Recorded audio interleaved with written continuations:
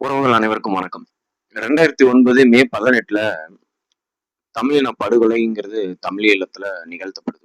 இந்த தமிழின படுகொலைக்கு பிறகு தமிழர்கள்லாம் அவ்வளவுதான், புலிகள்லாம் வீழ்த்தியாச்சு, புலிக்கொடியை இறக்கியாச்சு, இந்த மாதிரி பேசிட்டு இருந்த இந்த உலகத்துக்கு எந்த நாள்ல நீ புலிக்கொடி விழுந்துருச்சு அப்படின்னு சொல்றியோ அதே நாள்ல நான் புலிக்கொடியை தூக்கி பிடிச்சு காட்டுறேன் பாரு அப்படின்னு சொல்லிட்டு அண்ணன் சீமான் அவர்கள் அதே மே 18ல அதே புலிக்கொடியை தூக்கி பிடிச்சு நாங்கள் தமிழர்கள் நாம் தமிழர் அப்படிங்கிற ஒரு இயக்கத்தை தொடங்குறாரு. இந்த நாம் தமிழர் இயக்கம் பிற்காலத்துல நாம் தமிழர் கட்சியா மாறுது. நாம் தமிழர் கட்சி அப்புறம் 2016 தமிழ்நாடு சட்டமன்ற தேர்தலில் முதலா போட்டி போடுது. இந்த சட்டமன்ற தேர்தலில் நாம் தமிழர் கட்சி 1.1 விழுக்காடு வாங்கியிருக்காங்க. தமிழ்நாட்டுல இல்ல, இந்தியா முழுமைக்கும் 1% வாங்கின ஒரு கட்சிங்கிறது முதல் தேர்தலில் சந்திச்சு அதுல 1% ஒரு கட்சி வாங்குதுன்னா அந்த கட்சி நிலைக்காது. ஒன்னா வேற கட்சியோட போய் கூட்டணி வச்சிருவோம், இல்ல வேற கட்சியோட இணைச்சிருவாங்க, இல்லைன்னா கலைச்சிட்டு போயிடுவாங்க. இதுதான் நடந்திருக்கு. அப்ப ஆனா அந்த 1.1% வச்சுக்கிட்டு மீண்டும் அதுக்கப்புறம் அந்த எல்லா தேர்தலையும் நின்ன ஒரு கட்சி அப்படின்னா அது நாம் தமிழர் கட்சி மட்டும்தான். 2016 சட்டமன்ற தேர்தல், அதுக்கப்புறம் 2019 பாராளுமன்ற தேர்தல், அப்புறம் மறுபடியும் 2021 சட்டமன்ற தேர்தல்னு எல்லா தேர்தலையும் வரிசையா நாம் தமிழர் கட்சி போட்டி போட்டுக்கிட்டே வந்துட்டு இருக்கு. இதுல 1.1 விழுக்காடு வாங்கிட்டு அதுக்கப்புறம் துவண்டு போகாம அதுக்கப்புறமேட்டு அவங்களோட கிராஃப் ஏத்திக்கிட்டே போகுது. 2016ல 1.1 விழுக்காடு, அதுக்கப்புறம் மீண்டும் 2019 பாராளுமன்ற தேர்தல்ல ஒரு 4 விழுக்காடு கிட்டத்தட்ட 4 விழுக்காடு, மறுபடியும் 2021 சட்டமன்ற தேர்தல்ல 6.4 விழுக்காடுன்னு நினைக்கிறேன். அந்த ஒரு குறிப்பிட்ட பர்சன்டேஜ் ஓட்டு வாங்கி தமிழ்நாட்டுடைய 3வது பெரிய கட்சியா உருவெடுக்குது நாம் தமிழர் கட்சி. அதுக்கப்புறமேட்டு நடந்த எல்லா இடைத்தேர்தல்லையும் நாம் தமிழர் கட்சி நிக்குது. எல்லா உள்ளாட்சி தேர்தல்ல இருந்து எல்லா தேர்தலையுமே நாம் தமிழர் கட்சி களத்துல நின்றுருக்காங்க. அப்புறம் குறிப்பா இந்த தேர்தல் 2024ல நடந்த பாராளுமன்ற தேர்தல்ல நாம் தமிழர் கட்சியோட பர்ஃபார்ம்ங்கிறது தான் ரொம்ப முக்கியமானது. ஏன்னா 8.22 விழுக்காடு வாங்கி அங்கீகரிக்கப்பட்ட மாநில கட்சியா உருவெடுத்துச்சு நாம் தமிழர் கட்சி.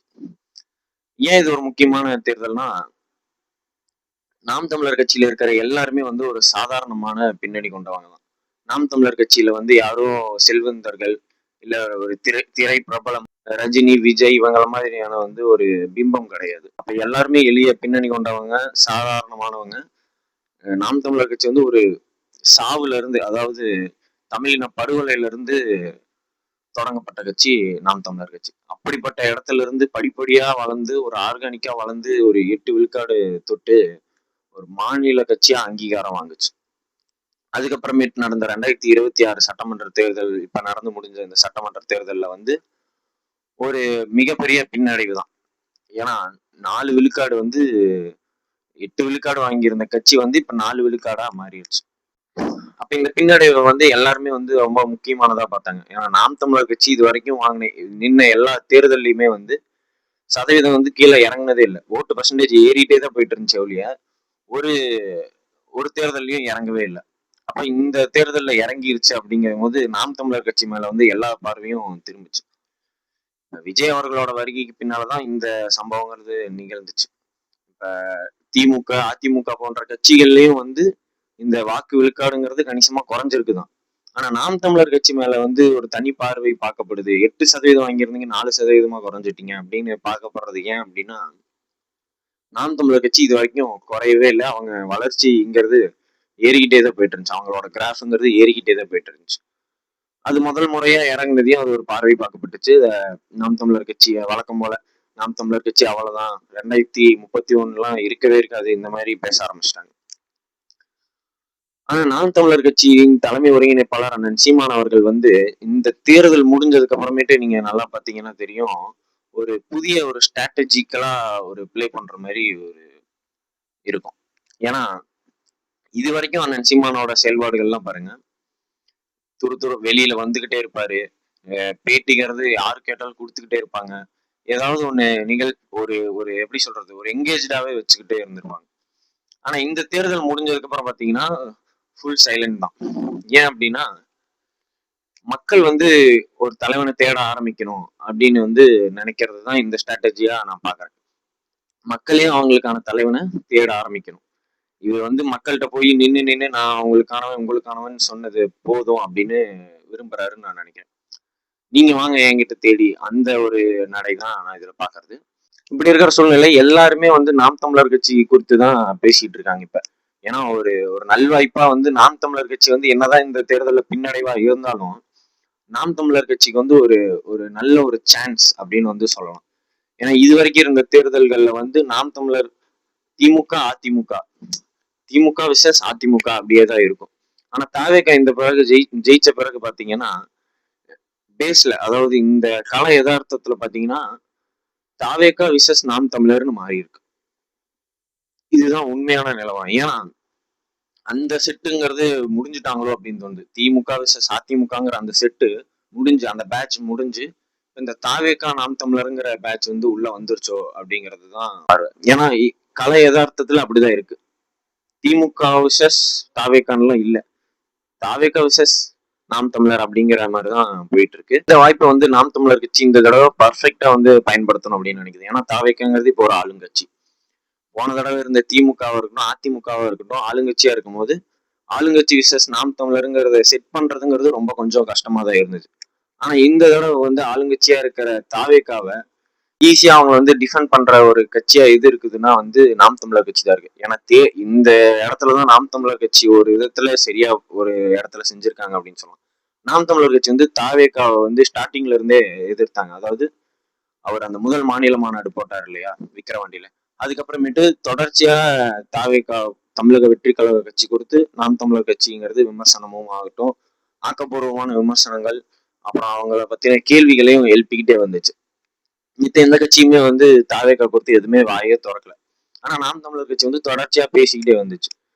அப்ப இது வந்து இப்ப தாவேக்கா ஆட்சி அமைஞ்சதுக்கு அப்புறமேட்டு ஒரு நல்ல எதிர்கட்சியா யார் இருக்காங்க, அவங்களுக்கு தகுதியான எதிர்கட்சியா யார் இருக்காங்கன்னு பார்க்கும்போது ஆட்டோமேட்டிக்கா நாம் தமிழர் கட்சி மேலதான் மக்களோட பார்வைங்கிறது இருக்கு. ஏன்னா இப்ப திமுக தலைவர் இல்ல திமுக எதிர்கட்சி தலைவரா இருக்காரு இல்ல உதயநிதி ஸ்டாலின் இவங்கெல்லாம் வந்து கேட்கிற கேள்வியை விட நாம் தமிழர் கட்சிக்காரங்க, நாம் தமிழர் கட்சி தலைமை ஒருங்கிணைப்பாளர் சீமான் அவர்கள்னு இல்ல, கீழே இருக்க நிர்வாகிகள் அண்ணன் சாட்டை துரைமுருகனா இருக்கணும் இல்ல அண்ணன் இடுமாவனம் கார்த்திகில் இருந்து எல்லாருமே கீழே இருக்க நிர்வாகிகள் அண்ணன் சீமான் அவர்களை தவிர்த்து இருக்கக்கூடிய நாம் தமிழர் கட்சியோட நிர்வாகிகள் கேட்கிற கேள்வியும் அவங்க தமிழக வெற்றி கழக அரசு கொடுத்து வைக்கிற விமர்சனமும் கேள்விக்கும் யார்கிட்டையும் பதில் இல்லை. இவங்கதான் ஃபர்ஸ்ட் இதா பார்க்கப்படுது. என்னதான் வந்து எதிர்கட்சி தலைவர் வந்து சட்டமன்றத்துல பேசி அவங்களை எதிர்த்தாலும் அது வந்து பெருசா பேசு பொருள் ஆகுது அப்படின்னா அப்படி ஒன்றும் ஆகல. ஆனா நாம் தமிழர் கட்சி அண்ணன் சீமான் அவர்கள் ஒரு அறிக்கை விட்டது எவ்வளவு ட்ரெண்ட் ஆகுது அப்படிங்கறது வந்து நீங்களே பார்த்துட்டு இருக்கீங்க.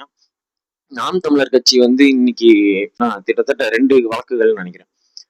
மீன்பிடி தடை காலத்துல மீனவர்களுக்கு வந்து 20,000 கொடுக்கணும் அப்படின்னு வந்து அவங்களுக்கு பெற்று கொடுத்துருக்காங்க, ஆணையை வந்து வாங்கி கொடுத்துருக்காங்க நாம் தமிழர் கட்சி. அதுக்கப்புறமேட்டு இந்த கரூர் விஷயத்துல வந்து 41 பேர் இறந்ததுல 31 குடும்பங்களுக்கு அரசு வேலைங்கிறது வழங்கினார் விஜய் அவர்கள். அதை எதிர்த்து உயர் நீதிமன்றத்துக்கு போய் அதுக்கான தடை வாங்கி வெற்றி பெற்றது நாம் தமிழர் கட்சி தான். அப்ப முழு ஈடுபாடோட எதிர்கட்சியா ஒரு கட்சி இருக்குது அப்படின்னா துருன்னு செயல்பட்டுக்கிட்டே இருக்குது இப்ப இந்த இதுனா அந்த சீமான் அவர்கள் வந்து சைலண்ட்ல இருக்காங்க. ஆனா கட்சி வந்து வேக வேகமா இயங்கிக்கிட்டே இருக்குது. அப்ப இந்த மாதிரியான நடைமுறைங்கிறது இதுக்கு முன்னாடி எந்த இதுலயும் இருந்ததா நீங்க பாத்துருக்க மாட்டீங்க. ஆனா சீமான் அவர்கள் மட்டும் அங்கெங்கேயும் ஓடிக்கிட்டே இருப்பாரு, எல்லா போராட்டத்திலயும் போய் பங்கெடுப்பாரு, எல்லாம் பண்ணிட்டே இருப்பாரு. ஆனா இப்ப வந்து மொத்த கட்சியுமே இப்ப வந்து களத்துல இறங்கி இருக்குங்கிறத தான் பார்க்க முடியுது. இப்பவே இருக்குன்னா இன்னும் இவங்க சொல்றது நாம் தமிழர் கட்சி தலைமையில இருந்து சொல்றது என்னன்னா இன்னும் இந்த 6 மாசம் ஒரு ஆண்டுக்கு அப்புறம் இன்னும் பயங்கரமா இருக்கும் அப்படிங்கிற மாதிரிதான் சொல்றாங்க. இந்த அரசு மக்களுக்கு எதிராக செய்யற எல்லாத்தையும் தட்டி கேட்டு கேள்விகள் கேட்டு மக்களுக்காக களத்தில் நின்று போராடும் போது இன்னும் பயங்கரமா இருக்கும் அப்படிங்கிற மாதிரிதான் தலைமையில இருந்து சொல்றாங்க. நாம் தமிழர் கட்சியோட வளர்ச்சிங்கிறது வந்து இந்த தேர்தலில் வந்து 4% குறைஞ்சிருச்சு, 8ல இருந்து 4 குறைஞ்சிருச்சு அப்படின்லாம் இருந்தாலும் அது உடனே தேர்தல் முடிஞ்ச ஒரு சில நாட்கள்லயே வந்து மே 18 இன எழுச்சி நாள் பொதுக்கூட்டங்கிறது நடைபெறுது. அதுல நாற்காலிகள் போட்டது மிஞ்சிருச்சு கூட்டம், அவ்வளவு கூட்டம். எப்பயுமே வந்து பொதுக்கூட்டம் ஆரம்பிச்சதுக்கு அப்புறமேட்டு படிப்படியா கூட்டம் வரும். ஆனா இந்த பொதுக்கூட்டங்கிறது வந்து பொதுக்கூட்டம் ஆரம்பிக்கிறதுக்கு முன்னாடியே வந்து முழு நாற்காலியுமே நிறைஞ்சு இருந்ததா நம்ம பார்க்க முடிஞ்சிச்சு. அப்படி இருக்கும்போது அதுக்கப்புறமேட்டு அண்ணன் சீமான் அவர்கள் வந்து சமீபத்துல கோயம்புத்தூர் வந்திருந்தாரு. கோயம்புத்தூர் ஏர்போர்ட்ல இருக்கும்போது என்னைக்குமே இல்லாத அளவுக்கு அந்த கோயம்புத்தூர் ஏர்போர்ட்டே நிறைஞ்சிருந்துச்சு அண்ணன் சீமான் அவர்களை வரவேற்கிறதுக்காக. முழு பேருமே கட்சிக்காரங்க கிடையாதுங்க. அதுதான் முக்கியமான ஒரு செய்தி.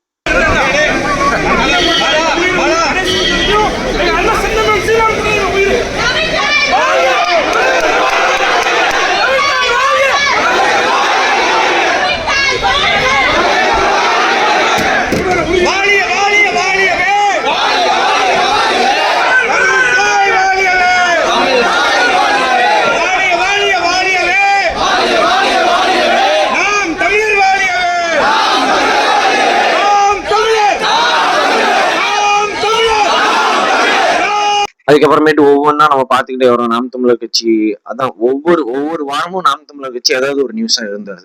அதுதான் முக்கியமான ஒரு விஷயமா இருக்கு நாம் தமிழர் கட்சியோட அடுத்த கட்ட பாய்ச்சலா இருக்கும்போது. ஏன்னா என்னைக்குமே நாம் தமிழர் கட்சி ஒவ்வொரு கிராஃபும் ஏத்திக்கிட்டு போயிட்டு இருந்த போது கூட இந்த அளவுக்கு வேகமா இருந்துச்சா அப்படின்னு தெரியல. இந்த தடவை குறைஞ்சதுக்கு அப்புறம் இல்ல நம்ம விட்டுட்டோம், இனிமே விடக்கூடாது, அடிச்சு பிடிக்கணும் அப்படிங்கிறதுக்காக இவ்வளவு வேகமா ஓடுறாங்களா அப்படிங்கிறதும் தெரியல. ஆனா நாம் தமிழர் கட்சி இந்த தடவை வேகமா ஓடுதுங்கிறது நமக்கு நல்லா தெரியுது. இதை தொடர்ந்து நாம் தமிழர் கட்சியோட அண்ணன் சீமான் அவர்கள் வந்து வர இடைத்தேர்தலில் போட்டி போடுவாரு அப்படின்னு பல பேரால சொல்லப்பட்டுச்சு, பல பேரால விரும்பப்பட்டுச்சு, மக்களே சொல்றாங்க. அந்த தொகுதி அம்பாசமுத்திரங்கிற ஒரு தொகுதியிலேயே வந்து அங்க பெரியவர்கள்லாம் பேசிக்கிறாங்க. அது ஒருத்தர் வீடியோ கூட எடுத்து போட்டிருந்தாங்க. அண்ணன் சீமான் அவர்கள் வந்து நிக்கட்டும், நாங்க ஓட்டு போட்டவர்கள்லாம் எங்கெங்கேயோ போயிட்டாங்க, அண்ணன் சீமான் அவர்கள் வந்து நின்னா நாங்க ஓட்டு போடுவோம் அப்படின்லாம் பேசிக்கிறாங்க. அதை தொடர்ந்து கட்சி நிர்வாகிகள்கிட்ட எல்லாருக்குமே எல்லா கட்சி தரப்பினர்ல இருந்தும் நாம் தமிழர் கட்சியோட அண்ணன் சீமான் அவர்கள் வந்து வர்ற இடைத்தேர்தலில் ஏதாவது ஒரு தொகுதியில வந்து நின்று வெற்றி பெற்று சட்டமன்றத்துக்குள்ள போகணும் அப்படிங்கறத வந்து விரும்புறாங்க. அதை தொடர்ந்து அண்ணன் சீமான் அவர்கள் வந்து ஒரு மேடையில பேசும்போது, ஒரு கல்லூரி மேடைன்னு நினைக்கிறேன், அந்த மேடையில பேசும்போது அண்ணன் சீமான் அவர்களும் அதை வந்து வெளிப்படையாவே சொல்லியிருப்பாரு.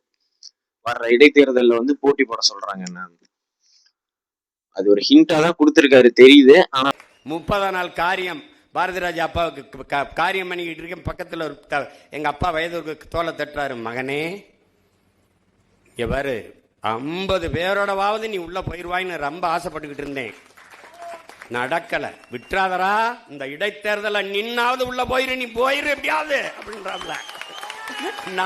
நான் உறுதியா போயிடுறேன்ப்பான்னு சிரிக்கும் போது பின்னாடி இந்த சிரிப்போட போகணும், நீ இந்த சிரிப்போட போகணும்டா, நீ போயிடுறா. அப்புறம் எப்பயுமே இல்லாத மாதிரி, அதாவது நாம் தமிழர் கட்சியில ஒரு உறுப்பினர்கள்லாம் இணையறாங்க அப்படின்னா அது வந்து ஒரு பெரும் விழாவா வந்து இதுக்கு முன்னாடி நடத்திருக்காங்களா அப்படின்னா கிடையாது. ஆனா இந்த முறை வந்து இப்ப வர 2ஆம் தேதி வந்து அண்ணன் சீமான் அவர்கள் தலைமையில வந்து 1000 பேருக்கும் மேல உறுப்பினர்கள் இணையறாங்க நாம் தமிழர் கட்சியில.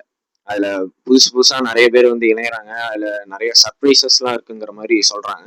அது என்னன்னு நம்ம 2ஆம் தேதி தான் பார்க்கணும். அப்ப இந்த மாதிரியான இதுக்கு ஒரு தனி விழா எடுத்து அந்த மாதிரி எல்லாம் பண்றதுங்கிறது நம்ம பார்த்தது இல்லை. இப்ப வந்து உடனடியா தேர்தல் முடிஞ்சு ஒரு 2 மாசம் 2.5 மாசத்துலயே வந்து இந்த மாதிரி கூட்டமா வந்து ஒரு கட்சியில இணையறாங்க அப்படிங்கிறது வந்து இதுதான் முதன் முறையா இருக்கும். இது வந்து நேர்ல அண்ணன் சீமான் தலைமையில இணையிறது ஒரு 1000 பேரை வச்சு பண்றாங்க. 1000 பேருக்கும் 1000 பேரும் கொஞ்சம் மேல கூட வரும்.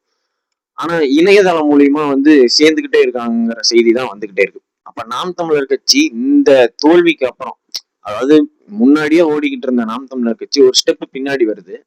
ஆனா ஒரு ஸ்டெப் பின்னாடி வந்ததுக்கு அப்புறமேட்டு தான் இன்னும் வேகமா ஓட ஆரம்பிக்குதோ அப்படிங்கிற ஒரு புரிதலுக்கு நம்ம வரோம். எது எப்படியோ நாம் தமிழர் கட்சிக்கு ஒரு அழகான ஒரு வாய்ப்பு கிடைச்சிருக்கு. ஏன்னா எதிர்கட்சியா, தாவேகாக்கு எதிர்கட்சியா இருக்கிற ஒரு கட்சி இருக்குது அப்படின்னா, ஒரு தகுதி உள்ள ஒரு கட்சி இருக்குதுன்னா அது நாம் தமிழர் கட்சியா தான் இருக்க முடியும். திமுகவும் ஈஸியா அவங்க ஹேண்டில் பண்ணிடுறாங்க. ஏடிஎம்கே அவங்க சொல்ல தேவையில்ல, அவங்க பேசவே மாட்டாங்க. டிஎம்கே ஏதாவது ஒரு கேள்வி கேட்டா உங்க ஆட்சியில் எப்படி நடந்துச்சுங்கிற ஒரு கேள்வி கேட்டு முடிச்சிடறாங்க.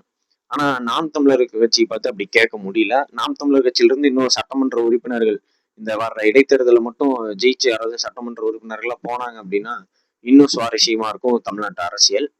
அப்ப நாம் தமிழர் கட்சி வந்து ஒரு ஒரு ரீபூட்டா, அதாவது நாம் தமிழர் கட்சி 2.0 அந்த மாதிரி ஒரு புத்துணர்வோட நாம் தமிழர் கட்சியோட புது அத்தியாயம்ங்கிறது தொடங்குதா அப்படிங்கிறத நம்ம பார்க்க வேண்டியதா இருக்கு.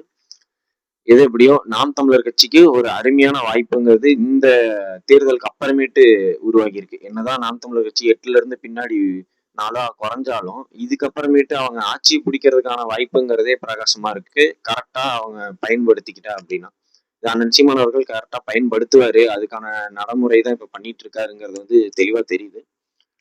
நல்லதே நடக்கும். நன்றி.